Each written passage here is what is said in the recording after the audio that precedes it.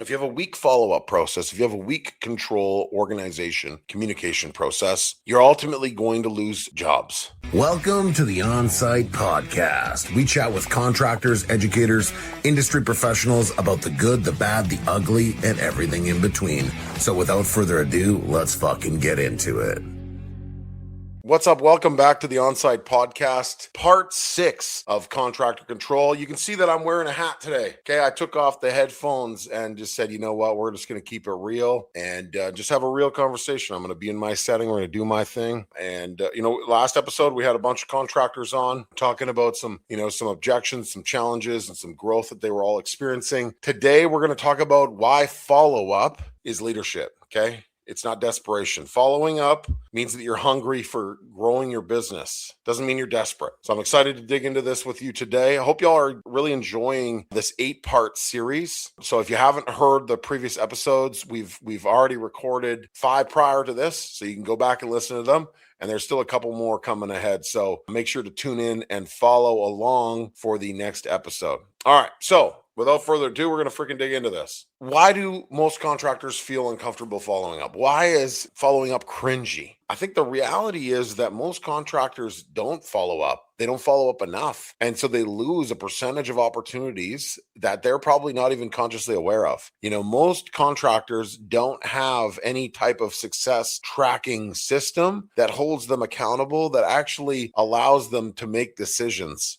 Data is where you want to make decisions. If you look at a bunch of jobs, right, you send out estimates, you have the meeting in person, whatever you're doing, however you're doing it, doesn't matter. You're sending out estimates and you aren't controlling that part of confusion between, are we working together or are we not? Then I think there's a portion of that that's probably lost opportunities. And that data really will tell you exactly what you need to do. So at the very least, if you're not like big into spreadsheets, not big into, taking notes, I mean, let's be real. Most contractors really struggle with a lot of this stuff. They don't have construction management software, but the guys that are growing, they're focused on implementing this stuff into their business. Start with a notebook, like just literally write down some shit so that you can track some data. But if you don't follow up, if you don't have a intentional plan on following up with somebody, then you're going to miss opportunities every day of the week.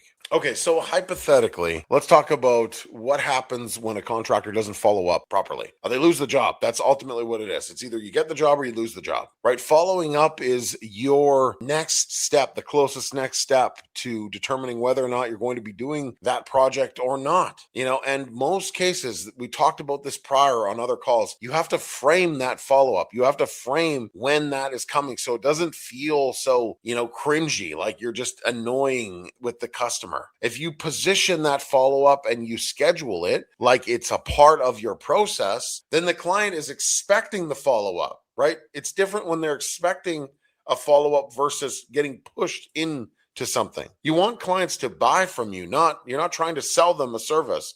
Most people screw this up. They think that sales is about selling something. You're going to, talk about all the shit that you do. Nobody cares. They only care about what they're buying. They only care about whether or not whatever they're buying is valuable to them enough to the point where they're willing to give you their money for that product, that service, whatever it might be. You need them to want to buy. People need to be in a buying mode, not in a collecting of a seller. Like if you're selling to someone, your probability of closing is lower than if people are thirsting to buy from you. And they only buy from you if what you're selling makes sense to them. Okay, so most contractors, they honestly don't even follow up. They maybe will send a text, maybe will send an email, and it will be a bit desperate, and that's it. They'll get a response at that point, or they'll get ghosted. Most get ghosted, and there's nothing there. And all you had to do was when you were there face to face with that client, position the follow-up, frame the next step. Okay, I promise you, if you do this, your client will look at you like you're the authority. They will start to build confidence and trust around just that one thing, because ultimately they don't believe that you're capable of doing this until that moment comes where, boom, They're like, holy shit, he's organized. This guy's got his schedule figured out. He knows exactly when he's going to reach out to us. And he did reach out to us on that time. Like that follow-up might close the deal if it's scheduled and organized. So don't be the guy that's going to lose the opportunity just because you're, too lazy or too afraid or too intimidated by just having that weird conversation, because it is weird. Like, honestly, it is weird. It's a weird conversation to have because it feels uncomfortable, because it feels unnatural. But I promise you, after you do it a few times and you see the results, James, for example, he was actually on episode 5. He's a drywall contractor. Okay. And a great drywall contractor, does very great work, but he's a guy in the field. He's not a business guy. He's not growing. He doesn't know how to grow a business, and so that's why we started working together. But the point is he started implementing this framework, and he's 4 for 4. So 4 jobs that he looked at, he framed the next follow-up. He's secured and closed all 4 jobs. So he's 4 for 4 with the strategy. It does work. I promise you it does work. Okay. So if you're a confident contractor, okay, somebody that actually has their shit together, this is one thing that they're doing that you're not. Okay. So if you're not the confident contractor, maybe you are, maybe you think you are, but I think you could probably always be better. And so the guy who's got his shit together, okay, he might be one of the guys that we're coaching. The guy who has his shit together, he is framing the next move. He is framing the next conversation. For example, okay, you're meeting with a client, right? You're looking at a job. You've gathered their price. You've gathered the information. You've written all your notes down, or you've used a video recorder to transcribe the entire conversation. You get to the end of the meeting with the client and you're like, okay, I've got all my information. Most contractors at this point say, we'll send you the quote as soon as possible. They don't give a day. They don't give a time. They don't give any next move. Your follow-up is built into this part right here. Instead of just leaving it open-ended, try this. Okay, so yeah, got all the information I need. I understand the budget. I understand the expectations. I will wrap this all up into a budget proposal that I will build out and discuss with you in person. I prefer to do this in person. It's a couple $100,000 project, so in person is better. I don't want you to misinterpret anything. And then you pull out your phone. Right? You pull out your phone and you're like, okay, so I'd like to do this in person. So I'm looking at my schedule right now and I have, Tuesday next week at 12 o'clock. Like, you're not talking about emailing the quote. You're talking about when are you going to present the solutions to the problem that you just discussed. And so you get them to respond. If they say, well, no, just email it to us. No. Like I have to do this in person. It's just, otherwise, you're going to misinterpret anything. So like if Tuesday doesn't work, what's another day? So you're reframing that next follow-up, that next stage, right? That is what differentiates the guy that's going to win. Make sure that if you're willing to give them a quote, they are willing to give you the time for you to present it. So let's just say it's scheduled for Wednesday at 1:30.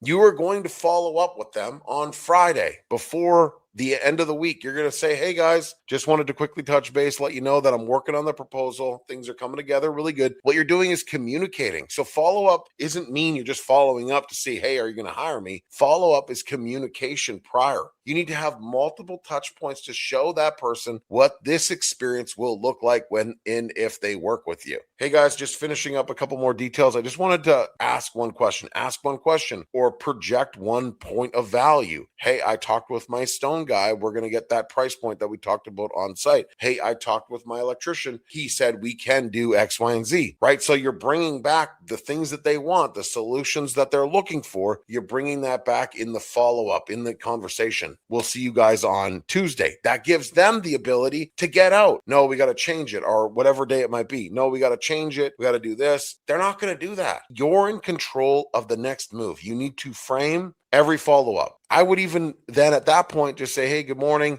Super excited, on the day of, super excited to present this to you. We've brought everything together. So we'll see you there. Maybe bring them a coffee. Hey, I'm going to be stopping by, the coffee shop on my way there. I'd love to bring you a coffee if you're interested. Create that personalized experience. Following up doesn't need to be cringy. It is all about building that relationship with the client. We are not just doing a job. We are building a client relationship. So if you do this, okay, if you approach your follow-ups methodically and with strong confidence, I promise you will convert at a higher level. And as you get better at this, I promise you'll almost convert at the highest level. If that client is on Avatar, you can solve their problem and they are confident that you're the guy or girl for the job, then they're crazy not to use you, because I promise you the other guys, they're not doing this. All you have to do is just organize your shit better. And you can honestly close more opportunities just naturally through your process. Most people don't even understand how many jobs they fumble along the way just because they're not doing these things. This is shit we talk about every day inside of the community that the contractors we work with implement every day. Simple communication, simple follow-up, simple processes that you can implement today to get results tomorrow. Hey, we've got an ad here. Make sure to pay attention. What's up, guys? Are you a contractor or business owner looking to take things to the next level? Well, I've got something for you. The Elite Builder Society is a community that helps contractors grow and scale. For $49 a month, you can have access to 20 group coaching calls. Look, you're probably wondering, how am I going to show up to 20 calls, Brandon? That's a lot. And yeah, it is a lot for $49 a month. But every call is recorded so you can watch it at your leisure. But you get the best experience when you're live on the call with us. Okay, at the end of every webinar, there will be a Q&A where you can ask the industry expert questions that you can implement into your business. Look, if you're ready to take things to the next level for $49 a month, go to ebsworks.com and register today. I look forward to seeing you inside the community. So there's this emotional position, right? There's this connection that you have to the project, right? There's this initial conversation. So I'm going to run through it. Everyone feels this. Everyone in construction gets the phone call, right? They get their whale. I don't know what it's called, but it's a type of a whale. I'm not following what type of whale it is, but it's this big whale, right? So you get this big whale opportunity. Your phone rings and you are just amped. You're like, holy shit, I just got this great opportunity. And you're like, everything's popping off. You're just excited, right? In that moment. At some point, the energy and the confidence change along the way. And they change because you mismanage the opportunity, you mismanage the follow-up. And so the emotional side of this is important because people want to see that you're emotionally connected, but they also want to see that you're confident and capable of doing whatever the service is. So if this big opportunity comes down from the sky and you're emotionally invested in it, you're super excited, don't start giving out deals just because you're excited, because you really, really want it. Converse with the client about how you can solve that problem, right, for them. Give them the confidence that you're capable of doing it. Reaffirm that they're a client that you actually would want to work with, and remove the emotional shit. Like, disconnect the emotional stuff, because otherwise, if you're emotionally connected, you're going to miss things. You're going to make mistakes. I've done it. I've been emotionally connected to a project that I really, really wanted to do, and I shouldn't have done that. And because I was so emotionally connected to it, I wasted a ton of time, energy, and resource, and I lost money. And this happens too frequently that, we get attracted to the shiny cookie. Run through your process, build a system, follow it. Okay. If you do that, you remove the emotion, you won't lose so many opportunities. You won't put yourself in vulnerable positions. But we're all human. So just understand we're all human, but our goal is to become the best version of ourselves each and every day. And so I think that if we really focus on, building out this follow-up framework, this strategy, we'll gain control of these opportunities. So there's obviously a grander scheme here, right? The big picture is that if you have a weak follow-up process, if you have a weak control, organization, communication process, you're ultimately going to lose jobs. Okay, so every job has a value to come into your ecosystem. Let's just say it's $1,000. So you spend $1,000 in your time, energy, and resource, or directly into marketing, whether it's Google or Meta or, networking groups, whatever it might be. You spend $1,000 to get one lead, and maybe you're getting, 5 or 6 leads. So now you spent $6,000 in a week on leads. Let's just say hypothetically you only get 2 of them because you suck at organizing your follow-up. You have no sales frame. You have no control of those opportunities. You're losing $3,000 to $4,000 every week in time, energy, and resource that you're not going to get back. All you would have to do is be more controlled, more organized with the next move, and you'll make more money. The business will be more successful. Your cost per lead will actually go down because your conversion will overpower the cost. You have to increase your success of closing. You have to take the lost crumbs off the table. You have to organize your sales process. You have to organize your follow-up process, because otherwise what you're doing is throwing away opportunities. And maybe you're winning actually shittier projects because those clients aren't as educated or aren't as consciously aware of a good contractor versus a bad contractor. So you're just winning the job just because they need someone. I want you to win a job because you're the right guy for the job. You win a job that because you're the right guy for the job, slowly but surely, you will compound great opportunities on top of each other if you just organize your shit properly. So, I mean, that's the big difference here, is that that's what's at stake. You want to grow your business, start at the beginning. So this message is for anyone that is listening that is afraid of reaching out. Okay, I'm not saying that you want to reach out every month and just automate the process. You're not going to get anywhere with that. You are trying to manage a pulse from a client that you don't really maybe know that much about. And so that's why I think it's so important that you build a bit of a relationship with them prior to that follow-up, because that follow-up means nothing if there's no relationship, there's no connection. So build a powerful relationship with your client first and foremost. And then once you have that, you can basically insert yourself into that conversation whenever you see fit, whenever it works for you. I would do it a little bit more structured. I wouldn't just randomly, aimlessly just follow up with people. I would have that conversation and make sure that you're reframing the next part of it. But to give you reassurance that following up works, okay, Tom, one of the contractors who, he wasn't on the call last week, but Tom is one of the contractors I've been working with for a couple of years. He had submitted a quote to a homeowner about doing an electrical service on a new build. And so the house is currently in framing. He was getting multiple quotes from different people, and their communication was a little bit challenging. So even though Tom was trying to reframe every next conversation, they were just kind of leaving it open-ended by giving them thumbs up. And so it was just loose conversation. But we were proactive. We were communicative. We followed up in advance, right? We followed up the day before, just a light touch point, light conversations.